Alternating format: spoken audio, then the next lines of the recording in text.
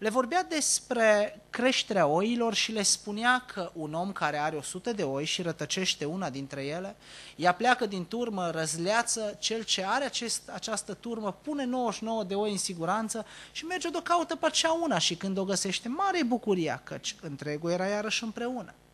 Le vorbea oamenilor despre agricultură, căci și atunci și astăzi pământul se cultiva și le explica cât de important e sămânța aruncată de semănător să cadă într-un pământ bun, că nu-i tot una să cadă pe beton sau să cadă într-un pământ mănos. Apoi le vorbea despre familie și le dădea exemplu nunții, a tatălui cu 2 fii. Dar iată că în fața noastră de data aceasta Mântuitorul aduce o altă pildă. E cea mai lungă pildă din Evanghelia după Matei. E o pildă extraordinară care începe cu o bucurie nemăsurată, continuă cu o libertate de neegalat și se termină cu o dreptate divină.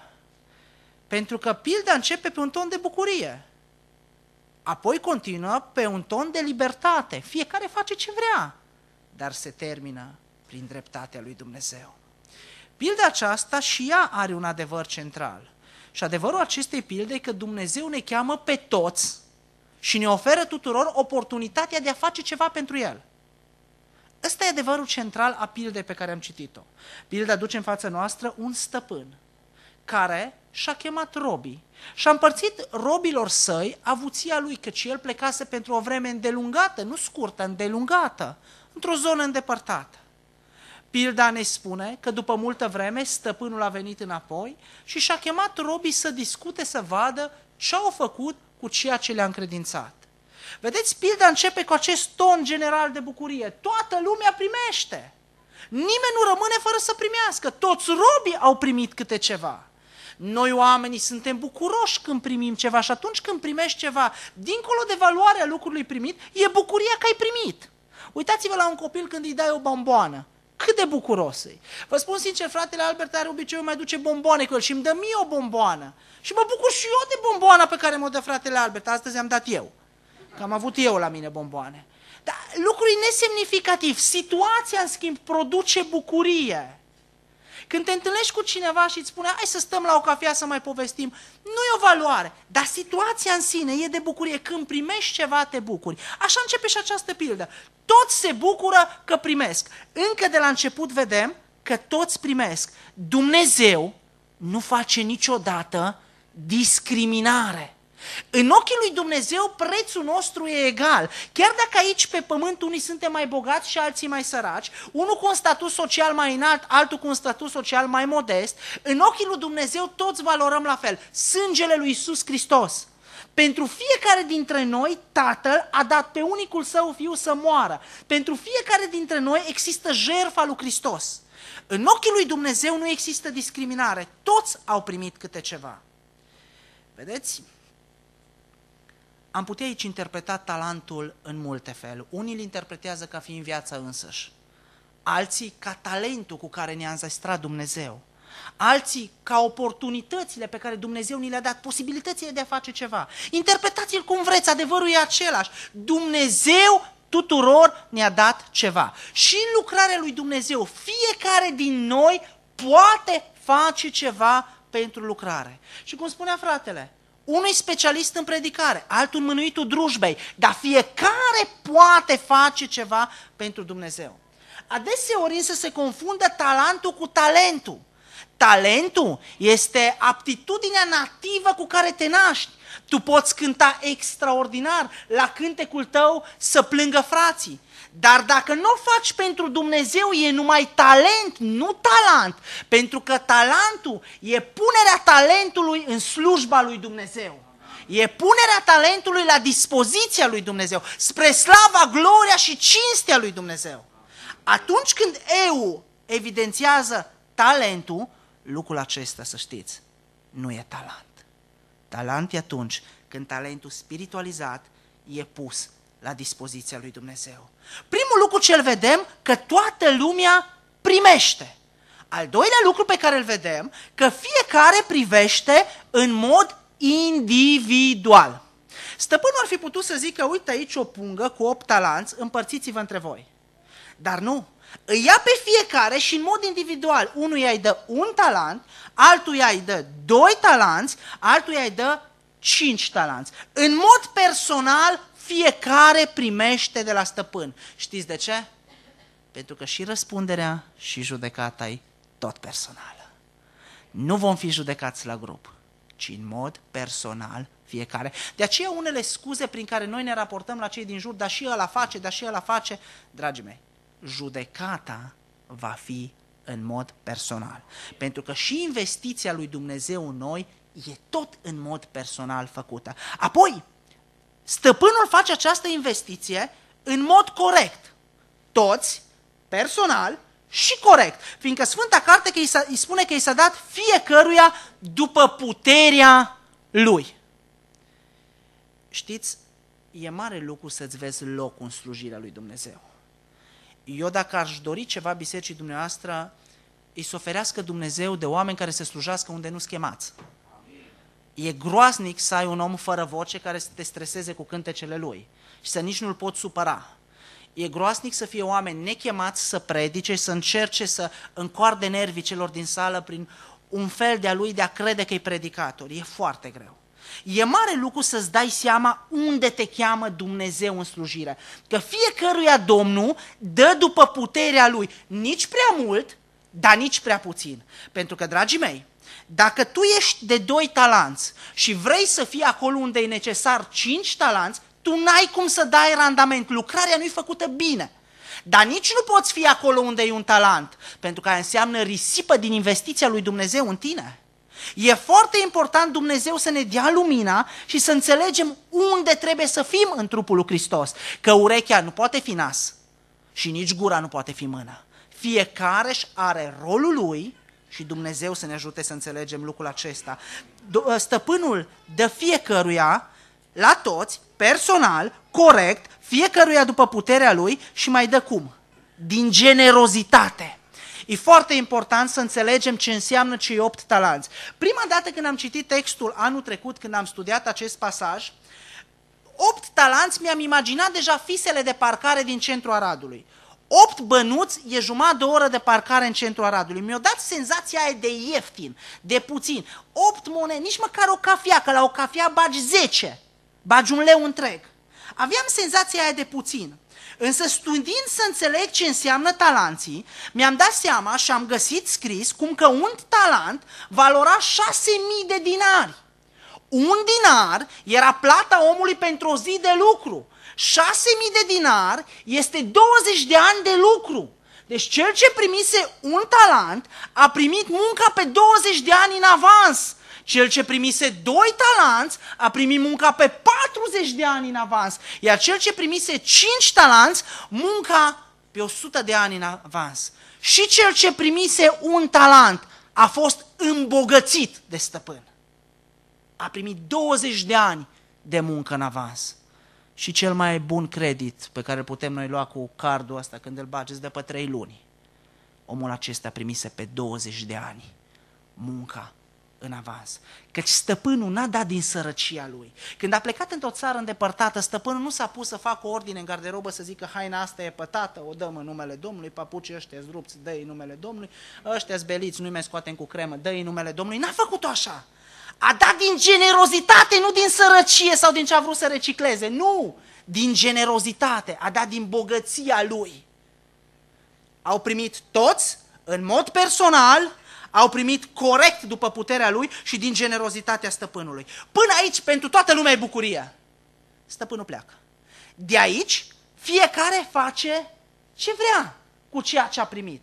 Însă la final, când stăpânul se întoarce, dacă toți erau într-o mulțime în fața stăpânului bucuroși din calea afară, acum stăpânul îi împarte în 2 categorii. Unora le zice robi buni și credincioși, altora vicleni, leneși, bani trebnici. Ce-a făcut diferența dintre aceste 2 categorii? De ce unii erau buni și credincioși și altul era netrebnic? Care e diferența dintre ei? 3 trăsături fundamentale are fiecare categorie de robi. Primul, robul bun conștientizează că el e posesor și nu proprietar. Atenție, Sfânta Scriptură e foarte clară, dar trebuie studiată în adâncul ei. Ce spune cuvântul Domnului în versetul 14? Stăpânul le-a încredințat. Nu le-a donat, nu le-a vândut, nu le-a cedat. Le-a încredințat. Ce înseamnă să încredințezi ceva? Înseamnă să dai cu împrumut pentru o perioadă de vreme. Transferul de proprietate nu s-a făcut. Talanții erau tot a stăpânului. Pentru o vreme erau încredințați robilor. Acum să vă dau un exemplu. Dacă eu am o bicicletă și cineva mi-o cere împrumut, eu o încredințez. Uite, bicicleta mea, folosește-te de ea. Dar dacă după o vreme mai îndelungată nu mă duce, pun mâna pe telefon și spun, ascultă, între noi doi există o bicicletă. Când vine înapoi? Dacă mă aduce înapoi și e cu roata spartă sau toate opturi, sau e julită, sau îi arat obrazul și îi spun, domnule, eu ți-am dat ceva intact, ți-am dat ceva bun, folosibil, așa te-ai raportat la bunul meu. Pentru că tu ai folosit-o, dar tu n-ai fost niciodată proprietarul, ci ai fost posesorul pentru o vreme. Proprietarul am rămas și tot eu. Stăpânul încredințează acești talanți, îi dă pentru o vreme, dar el rămâne proprietar. Dumnezeu ne dă talente pentru o vreme, ne dă familie, ne dă biserică, ne dă binecuvântare materială, spirituală, ne dă mașini, ne dă atâtea lucruri, dar noi suntem cei ce cântăm din el, prin el și pentru el sunt toate lucrurile. Noi suntem numai posesori pentru o vreme. Proprietar e stăpânul. Știți că și copiii noștri sunt proprietatea lui Dumnezeu. Știți că sunt proprietatea lui Dumnezeu. Tot ce avem e a lui Dumnezeu. Și știți cât timp avem? Câtă vreme vrea Dumnezeu. Nici mai mult, nici mai puțin. Dumnezeu e suveran și stăpânul absolut. Prima caracteristică a robului bun e că el înțelege, sunt posesor și nu proprietar. A doua caracteristică, își cunoaște statutul. În popor se spune să-ți cunoști cât ți lungul nasului. Să-ți dai seama cine ești. Primul lucru e să-ți dai seama cine ești, e un mare adevăr, să poți să înțelegi care e statutul tău. Când stăpânul îi cheamă să le dea, cum îi cheamă? Robilor, haideți să vă dau din avuția mea.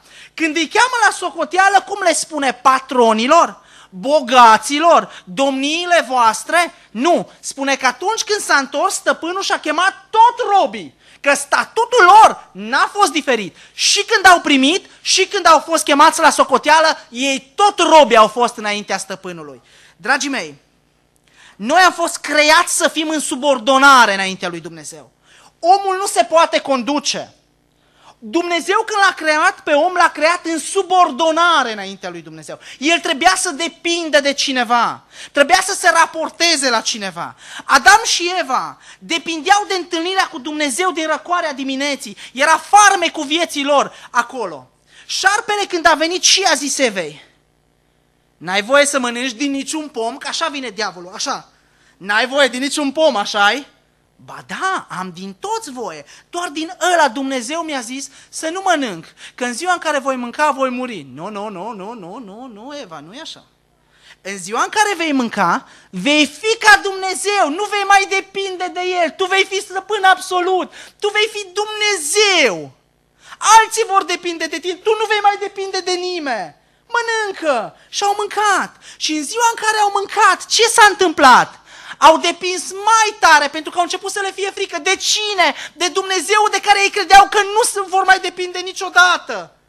Omul e creat să depindă de Dumnezeu. Dumnezeu le-a dat oamenilor libertatea. Oamenii în libertatea lor au ales să se revolte împotriva poruncii divine. Domnul, pe primii oameni, i-a alungat din grădina Edenului. Ei n-au mai avut acces nici în prezența lui Dumnezeu ca înainte și nici în acea grădină minunată. Din momentul acela, omul și-a condus viața. Vă place ce vedem în jurul nostru? Am obținut noi prin libertatea Evei mai multă pace, liniște, siguranță? În fiecare săptămână câte o bombă sare, câte unul ucide, în fiecare zi vezi răutatea lumii. Asta înseamnă omul fără Dumnezeu, crezând că își poate stăpâni singur viața. Știți când vom fi fericiți? Când vom intra înapoi în raport cu Dumnezeu de subordonare. Știți când ai pace în inimă? Când știi că deasupra tău e stăpânul și ăla e Dumnezeu. E natura noastră umană când avem o problemă să apelăm la cineva mai puternic. Vă întreb, când aveți o problemă, de ce nu apelați la unul mai slab ca voi? Totdeauna apelezi la unul mai puternic. Așa suntem creați, să fim în raport de subordonare. Exista în vremea în care în America erau rapoartele de sclav și stăpân, exista un stăpân de o duritate inimaginabilă și pedepsea foarte crunt sclavii. Era o lege ca dacă un sclav încearcă să fugă, să-l poți omorî. Sclavul era ca un animal pentru stăpân.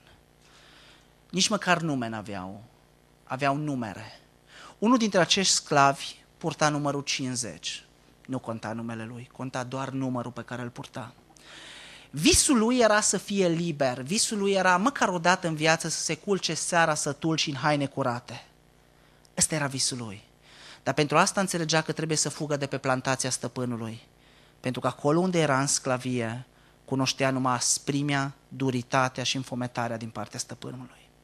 Într-una de zile când stăpânul s-a dus la vânătoare, 50 a hotărât să fugă. El credea că stăpânul va sta mai multe zile, însă seara stăpânul s-a întors și când a făcut inventarul animalelor și a sclavilor, 50 n-a ieșit la socoteală. El n-a ieșit la raport.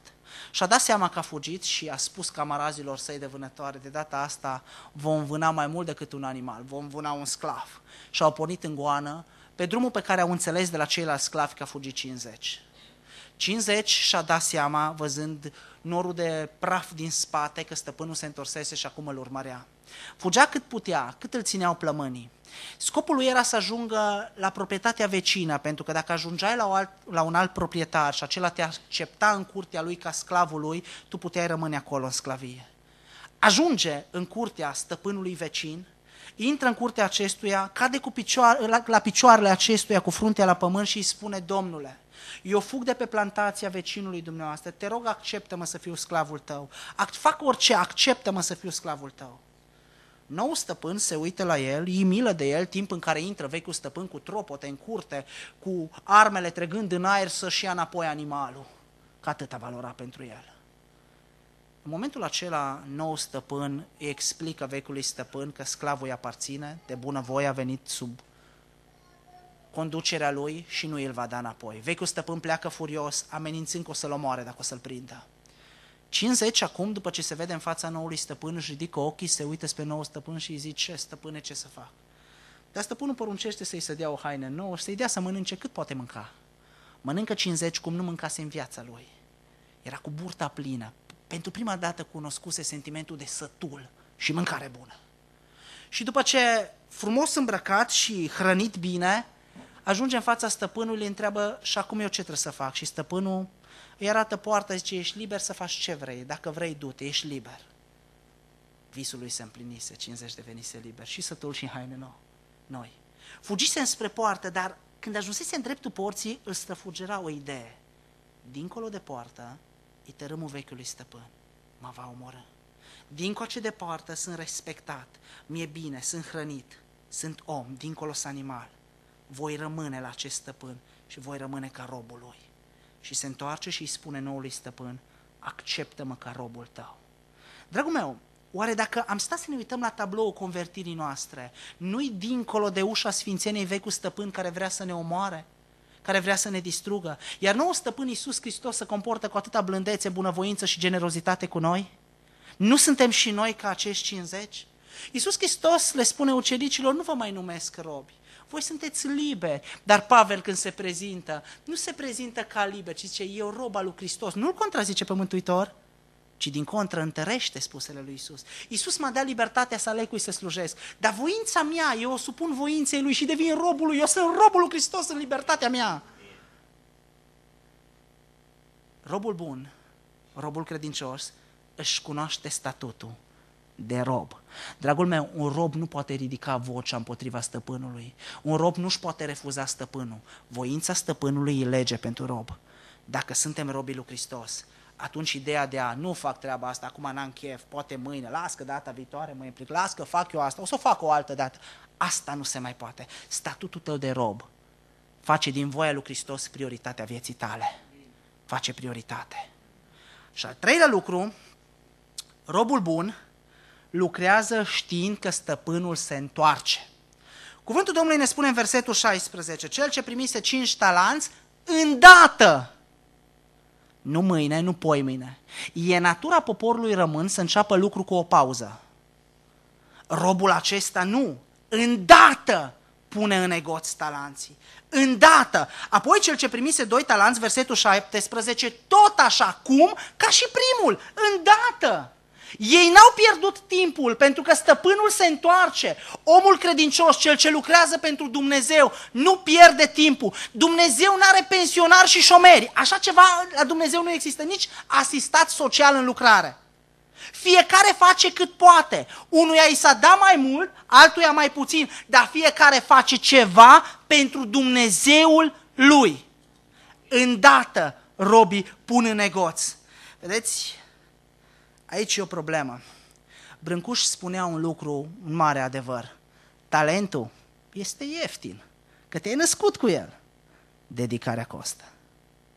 Dedicarea costă. Aia înseamnă muncă. Mozart spunea 1% e talent, 99% e muncă. Mi ciudă pe oameni care nativ au un talent, o voce extraordinară și își bat joc de investiția lui Dumnezeu în ei. Nu fac nimic cu vocea lor. Și alții săraci cu o voce mult mai modestă bat ogoarele cu piciorul și laudă numele lui Dumnezeu și Dumnezeu să-i binecuvânte. Pe cei ce risipesc să-i trezească și pe cei ce fac să-i întărească Dumnezeu în ceea ce fac. 3 caracteristici a robului bun. Își înțelege statutul de rob, își dau seama că sunt posesori și nu proprietari și nu pierd timpul. Ei îndată pun în negoț ceea ce Dumnezeu le-a dat. Haideți să vedem 3 caracteristici a robului pe care stăpânul consideră netrebnic, dur cuvânt. Robul acesta ascunde bunăvoința stăpânului. Ce face cu talentul? Îl bagă în pământ, îl ascunde. Dar oare de ce l-o fi ascuns? De ce l-o fi ascuns? Poate din nemulțumire. S-a uitat la cât a primit celălalt și a văzut că e dublu față de el. S-a uitat la cât a primit celălalt și a văzut că e de 5 ori față de el și a zis, știi ce? Nu-i drept Dumnezeu cu mine. Nu-i drept Dumnezeu cu mine. Eu sunt nemulțumit pentru ceea ce am primit. Stăpânul nu e corect. Mie mi-a dat numai 1, altuia i-a dat 2 și altuia i-a dat 5. Nu suntem și noi de multe ori așa? Ascultam un om al lui Dumnezeu de o altă confesiune spunând, am avut mari probleme cu un om bogat care nici cum nu se putea împăca cu Dumnezeu, că nu înțelegea de ce el nu poate fi la fel de puternic ca și concurența lui. Se simțea nefericit, măcar că avea așa de multe. Și într-una din zile, zice, i-am dat o întâlnire la mine în Cluj și i-am dat o adresă. Și-a pus GPS-ul și a venit din Zalău la Cluj. I-am dat adresa spitalului de oncologie unde eu sunt duhovnic.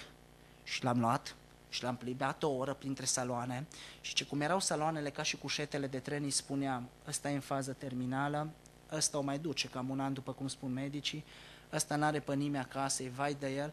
După o oră, la capătul salonului, s-a uitat la mine și mi-a zis, eu n-am nicio problemă, mulțumesc, plec acasă, n-am nicio problemă. Și de atunci de câte ori ne întâlnim, numai cuvinte de laudă aud din gura lui. Dragii mei, uneori din nemulțumire față de Dumnezeu refuzăm să mai facem ceva. Știți, și noi avem problema aceasta. Sunt frați care nu se simt deloc onorați să-i pui numai la ora de rugăciune. Adică ei de ce nu predică?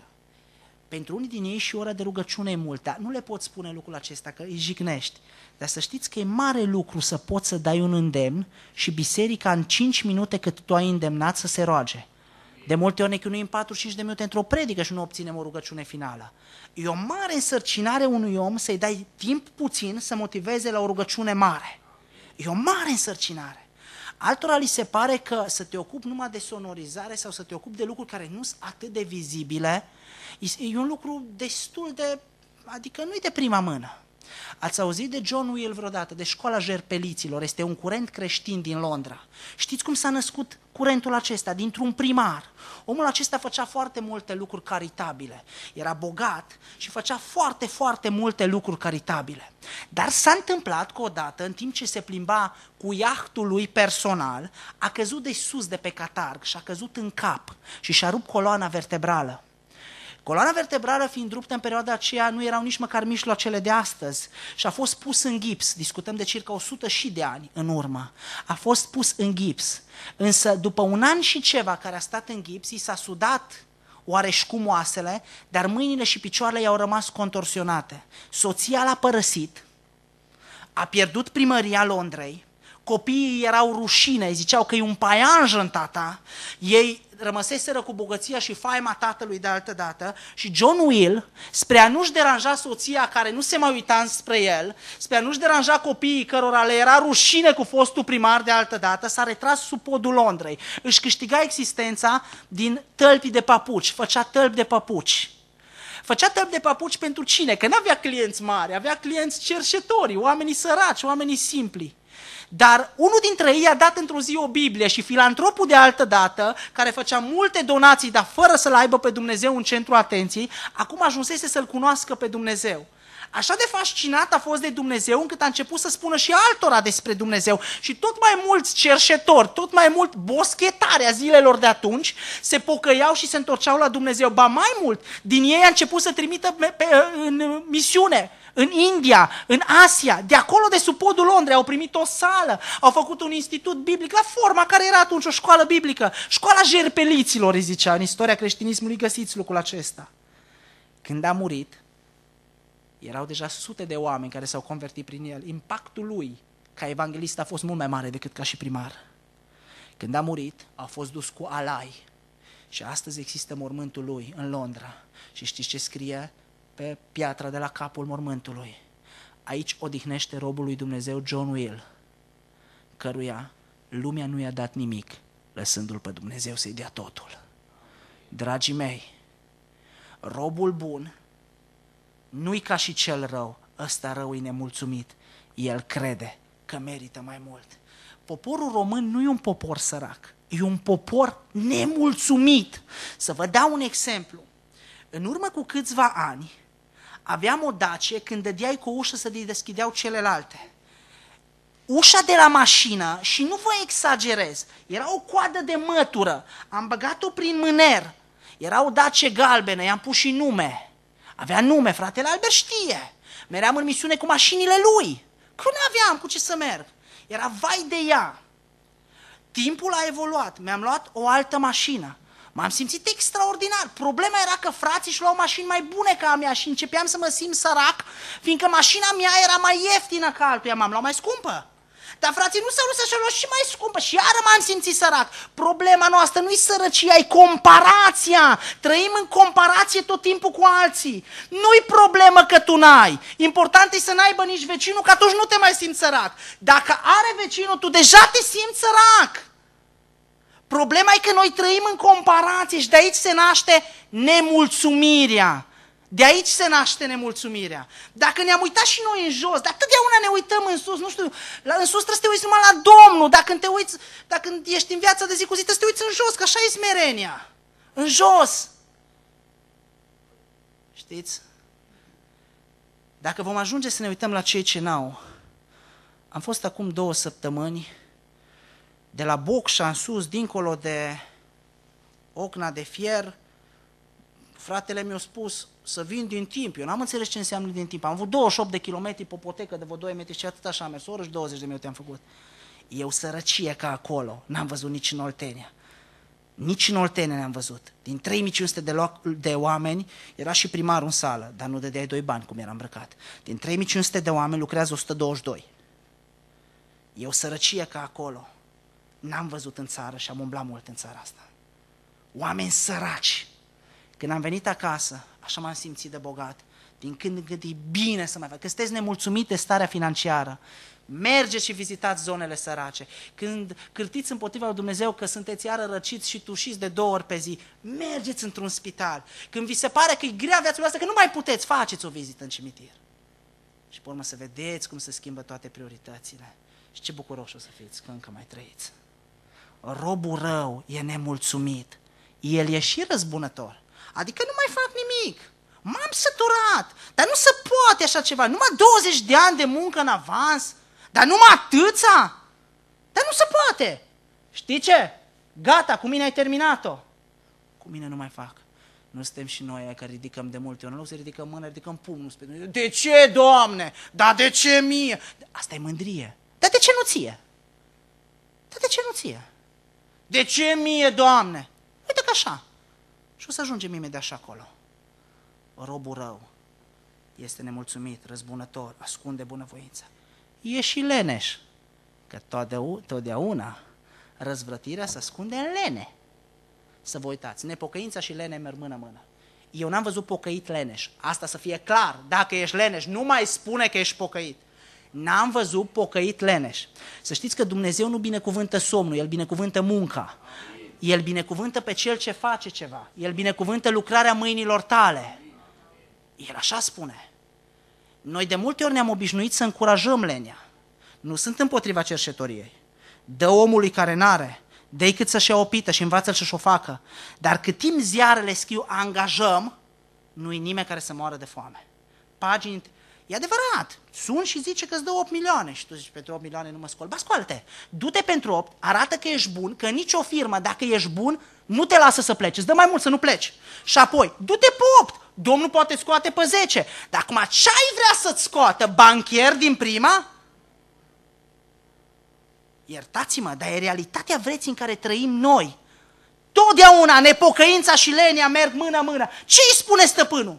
Dacă ai văzut, el vine și o să vă zic imediat cum îl abordează pe stăpân. Puteai să-mi iei banii, să-i duci la banchier, ăla însemna zaraful de atunci. Și cu siguranță aș mai fi avut un 0,01% în plus. Adică era mai mult decât nimic. Trebuia să-mi dai bani, oricât de mic ar fi fost dobânda. Banii mei trebuia să-i pui acolo. Ca la întoarcerea mea, eu să am ceva în plus. De ce n-ai făcut-o? De lene, ți-o fost lene, nu stai atunci să ne judecăm. Nici nu cred că să împlinesc rugăciunile celor ce, Doamne, te rog, binecuvântă-mă, binecuvântă în casă și el se scoală la 9:30. Eu nu pot să concep așa ceva, iertați-mă că vă spun. Să mă iertați. Poate vi se pare că aseară m-a sunat fratele păstor la 10:20. Nu-i bine, a fost un exces. Mi-au plecat 2 oameni în Suedia. Dar încă eram în firmă. N-am ce face. Până găsim alții, n-am ce face. Asta e viața în care trăim. Robul rău, netrebnic, e și viclean. Uitați-vă cum discută cu stăpânul. Zice în felul următor. Doamne, am știut că ești om aspru care seceri de unde n-ai semănat și strângi de unde n-ai vânturat. Adică îl face rău. Am știut că ești un stăpân rău. Biblia când vorbește despre Dumnezeu, în cartea Psalmilor, nu-i zice Dumnezeu cel bun, zice prea bunul. Prea bunul, că nimeni n-are răbdare cu dumneata cât are Dumnezeu. Oricât te-ar iubi soțul și soția, oricât te-ar iubi copilul, la un moment dat satul zice, mai termină că deja nu mai pot. Dumnezeu nu. Zi de zi își reînnoiește bunătatea față de tine. E prea bun Dumnezeu pentru noi, la cum ne comportăm noi de multe ori cu El. Așa îl și numește psalmii, Dumnezeu prea bunul. Vedeți? Dumnezeu întâi oferă și apoi cere. Exact ca în pildă anunții fiului de înferat. Oferă și apoi cere. Dă și apoi pretinde. Nu le-a zis, eu am fost plecat multă vreme, să văd ce ați produs în lipsa mea, ce bani îmi puneți mie aici în față. Nu le-a spus așa. Întâi a chemat, le-a dat fiecăruia, i-a îmbogățit pe fiecare și apoi a pretins ceva. Întâi a dat, apoi a pretins. Dumnezeu nu-ți pretinde să-L slujești cu ce n-ai. Credeți-mă, mutului nu-i va cere să cânte cântări și nici surdului. Dar dacă ți-a dat gură, chiar nimic nu poți face cu ea. Chiar nimic. De multe ori zicem, noi nu știu cu ce să fac în biserică, cu ce să mă implic, oare la ce departament mi s-ar potrivi? Și o viață întreagă te tot gândești la unde ai putea să te integrezi în biserică. Oameni buni. El vede în stăpânul stăpân rău și mai face ceva. Zice, stăpânul n-are nevoie de mine. Biserica mere și fără mine. Păi mere și fără tine. El cum îi zice? Doamne, eu știu că tu seceri de unde n-ai semănat și strângi de unde n-ai vânturat. V-ați uitat cum pune Biblia problema? Stăpânul nu zice că nu e așa. Da, mă, uite, eu secer de unde n-am semănat și vreau să adun, să strâng de unde n-am vânturat. Știi de ce? Că-s Dumnezeu. Eu îmi permit treaba asta. Secer de unde n-am semănat și vreau să adun de unde n-am vânturat. Ai știut asta? Da, nu, e adevărat. De ce ne-ai dat banii la zaraf? Lucrarea mere și fără tine, e adevărat, nu stă în tine. Unul singur nu poate fi înlocuit, Iisus Hristos. Restul oricine. Oricine poate fi înlocuit. Absolut oricine. Problema e alta, că tu o să ai probleme dacă nu te implici în ea. Aici e problema. El vine și zice stăpânului, stăpâne, merge și fără mine, se poate și fără mine. Da, se poate, e adevărat, de cum să nu se poate? Problema e tu cum stai în fața stăpânului când te va întreba ce ai făcut cu ce am investit în tine. Dacă robul bun știe că e posesor și nu proprietar, știe că orice s-ar întâmpla statutul lui de rob, știe că stăpânul se va întoarce, de aceea nu pierde timpul și lucrează, robul netrebnic ascunde din nemulțumire sau răzbunare, e leneș și e viclean, vede un stăpân rău și știe că merge și fără el treaba. Acum se întoarce stăpânul. În momentul în care se întoarce stăpânul, se vede fiecare ce îi. Se vede fiecare ce îi. Noi acum avem o imagine despre noi. Voi mă credeți pocăit. Pentru că nu mă cunoașteți suficient de mult ca să știți că mai am multe lucruri unde trebuie să mă pocăiesc. E un avantaj a celor ce vin în vizită și predică. Toți par pocăiți că nu-i cunoașteți. Păi ăsta e adevărul. După ce devine băștinaș, lucrurile se mai schimbă. E și fratele pocăit, se chinuie el așa pe drumul pocăinței, de mai are multe de schimbat. E adevărul. Voi aveți o impresie despre mine. Eu am o impresie despre voi, că nici eu nu vă cunosc. Pe toți vă văd sfinți. Prezumția de nevinovăție o au toți. Problema e că ce suntem în realitate se va vedea când va veni stăpânul. Atunci se va vedea fiecare cum îi. De multe ori îmbrăcăm o haină a actorului și mimăm atât de bine piesa pocăinței, încât, frați, pe care nu-i mai scos din Aleluia și slava Domnului, dacă un pic îi deranjezi cu ceva, te tot minunești ce energie au. E realitatea. E realitatea. Stăpânul când a venit, atunci s-a văzut adevărul. Că tu nu ești ce zici tu că ești și nici eu nu zic că ce zic eu că îs. Și nici ce zic alții. Și păstorul poate să-mi zică că sunt pocăit. Și păstorul se poate înșela. Noi suntem ce zice Dumnezeu că suntem. Și atunci când stăpânul se întoarce, spune rob bun și credincios, rob viclean, leneș și netrebnic. Momentul întoarcerii lui Iisus Hristos va fi momentul marelui adevăr. Doamne, cât de mare va fi mirarea atunci. Foarte mare. Apoi, Dumnezeu răsplătește după credincioșie și nu după rod. V-ați gândit la asta? După credincioșie și nu după rod. Cum îi zice celui ce din 5 talanți a mai făcut 5? Ai fost credincios în puține lucruri, te voi pune peste multe, intră în bucuria stăpânului tău. Acum vine cel ce adusese 2 talanți în plus. Ai fost credincios peste puține lucruri, te voi pune peste multe lucruri, intră în semi-bucuria stăpânului tău, că bucurie numai la ăla cu 5.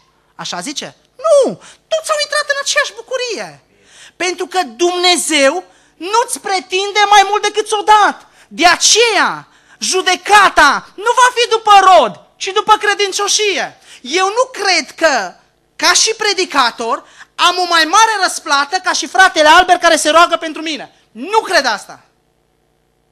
Eu îmi pun în negoț talentul meu, acela de a vă chema la pocăință. Și dacă vă 2-3 ridică mâna, eu pot să vin să mă laud când i-am chemat 3 s-ori predat Domnului. Și ajung ce-o zis fratele Țon. Dacă punem cât s-a raportat cu mâini ridicate și predați, de 3 ori populația României. Nu așa. Dacă cineva se predă, dacă cineva se pocăiește, nu-i meritul meu, e Duhul lui Dumnezeu care lucrează. Ferească-vă Dumnezeu să vă pocăiți când vă zice un om pe că vă convins omul. Dumnezeu trebuie să vă convingă. Duhul Sfânt dovedește lumea vinovată. Duhul Sfânt transformă și naște din nou omul. Că ce pocăim noi, atâta și ține. Ce Dumnezeu convertește, ține. Judecata nu-i după rod, îi după credincioșie. Îi zice lui Ezechiel în capitolul 3, du-te la poporul acesta, n-are vorbirea greoaie și nici limba încălcită. Du-te la poporul Israel, nu la un popor mare te trimite la Israel. Nu te va asculta. Și tu îți pui întrebare, dacă Dumnezeu a știut că poporul nu ascultă, după ce l-a pus pe drumul pe Ezechiel? Că dincolo de rezultat, Dumnezeu era interesat de credincioșia lui Ezechiel, de modul în care Ezechiel îi este credincios. Uitați-vă la Ionatan, când se luptă cu filistenii și ia pe purtătorul de arme, ce zice? Hai să ne arătăm acestor netăiați împrejur. Domnul poate da o victorie pentru un număr mic ca și pentru un număr mare. Poate Domnul ne-o va da, poate.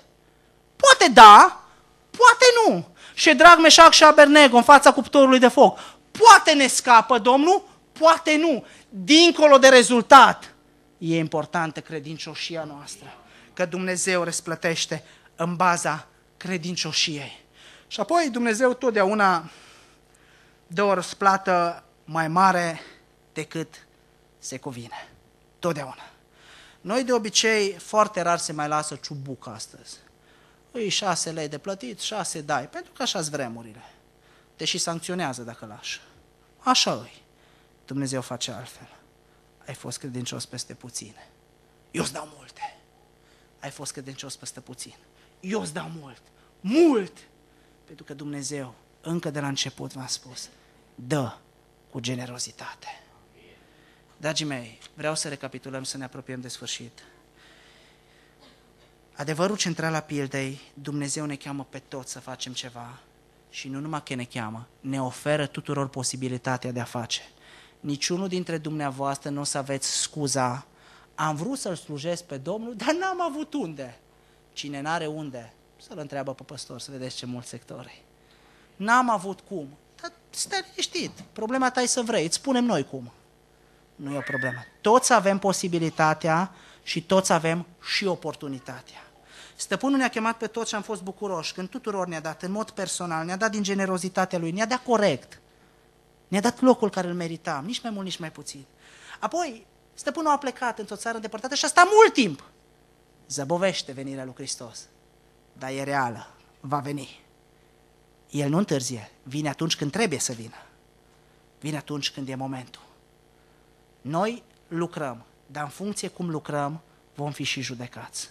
Cei ce înțelegem că suntem numai posesori și nu proprietari și tot ce avem e pentru Domnul, cei ce înțelegem că suntem robi și voia noastră e supusă voii stăpânului, cei ce înțelegem că nu avem timp de pierdut, că nu există șomaj, că nu există time-out, că nu există pauza mare, aceea conștientizăm că stăpânul se poate întoarce chiar la noapte. Dragul meu, poate nu vine la noapte Iisus. Poate nu vine, poate vine, nu știu, nu eu îi fac programul. Dar poate la noapte îți oprești tu alergarea pe acest pământ, pentru că Dumnezeu cel viu și atotputernic zice plămânului tău, gata. Credeți că nimeni nu-l mai poate face nici măcar o dată să se umfle? Zice inimii, până aici. Credeți că nimeni nu mai poate convinge să mai bată măcar o singură dată? Și așa cum ești, te vei duce în fața Lui. Nu vine El, te cheamă pe tine. Ce ai făcut, atât rămâne. După tine nu mai poate lucra alții. Mai aud, las că dăm ca să-L ajutăm. Pentru sufletul, ar fi nedrept Dumnezeu dacă alții ar fi putut da pentru sufletul meu. Că eu n-am să dau pentru sufletul părinților mei cât are Gigi Becali să dea. Și atunci ar fi nedrept Dumnezeu. Ar fi nedrept. Nu. Dumnezeu ne-a dat individual și ne judecă în mod individual. Robul bun, rău, e leneș, e viclean, e nemulțumit, e răzbunător, vede în Dumnezeu un stăpân nedrept. E cel ce zice, se poate și fără mine. Are dreptate, se poate și fără el. Dar nimeni n-ar vrea să aibă soarta lui. Că vine stăpânul și atunci fiecare vom înțelege ce am fost. Vine stăpânul și ne va răsplăti credincioșia. Vine stăpânul și celor buni le va da mult mai mult decât merită. Noi de multe ori rostim, vino, Doamne Iisuse, și zicem, iată, eu vin cu râs și răsplata mea este cu mine. Și ne-l imaginăm așa pe Dumnezeu ca bunicul bun care duce daruri nepoților și îi și așa. Dar nu-i numai răsplata pentru cei buni, e și pentru cei răi.